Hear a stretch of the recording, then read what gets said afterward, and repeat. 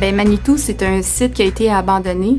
C'est une vieille opération minière là, qui a opéré dans les années là, entre 40 et 70. Et c'était le site le plus contaminé au Québec. Donc, 200 hectares de contaminés avec des résidus qui généraient beaucoup d'acide. Et pour ceux qui viennent du secteur de Val-d'Or, là, la rivière Bourlamaque était très, très contaminée. Il y a même des poissons historiquement qui sont morts. Donc c'est ça. Fait que le ministère des Ressources naturelles a hérité de ce site-là quand que la mine elle a fermé. Donc, la mine, elle a fait faillite, donc le ministère a hérité de ça. Et quand que Goldex a démarré, nous, on cherchait un endroit pour faire un parc à résidus.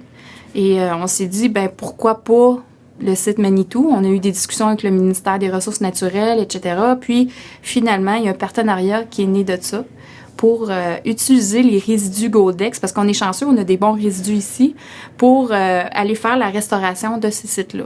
Parce que normalement, on aurait pu dire, on va aller prendre un banc d'emprunt, exemple, aller chercher une place où il y a beaucoup de sable, on va creuser, on excave tout ça, puis on va restaurer le site Manitou, mais ça en aurait pris beaucoup, beaucoup.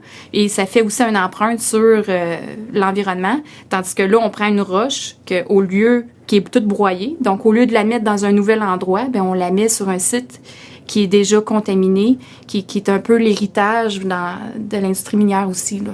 Nous, ici, à Goldex, on a des résidus qui sont produits de l'usine de traitement. Donc, notre roche est broyée, etc. Et elle génère pas d'acide. On n'utilise pas de produits comme le cyanure ici, qui fait qu'un résidu pourrait être plus nocif pour l'environnement. Donc, dans le fond, notre résidu, il est comparable à un sable de plage, dans le fond. Fait que nous, on envoie ça via un pipeline sur 23 km qui se rend jusqu'au site Manitou et de là, on fait des dépositions puis on recouvre le site Manitou. Puis c'est sûr que le principe de restauration, c'est pas juste de dire on met des résidus par-dessus puis on cache les résidus rouges parce que le vieux résidu, il est très, très rouge. Et nous, il est gris. Donc, c'est pas juste de dire on va cacher les anciens résidus. C'est vraiment un principe de restauration qui s'appelle recouvrement monocouche et rehaussement de la nappe phréatique. On parle aujourd'hui en 2016. Nous, on fait toujours l'évolution de la restauration du site. Puis à ce jour, on a 50% du site qui est restauré. On a beaucoup de signes d'amélioration. Les oiseaux qui sont de retour. On a de la végétation. On a le pH aussi qui a augmenté parce que veux pas, c'était un milieu qui était très, très acide. Donc, on voit aussi des signes d'amélioration côté pH, côté métaux.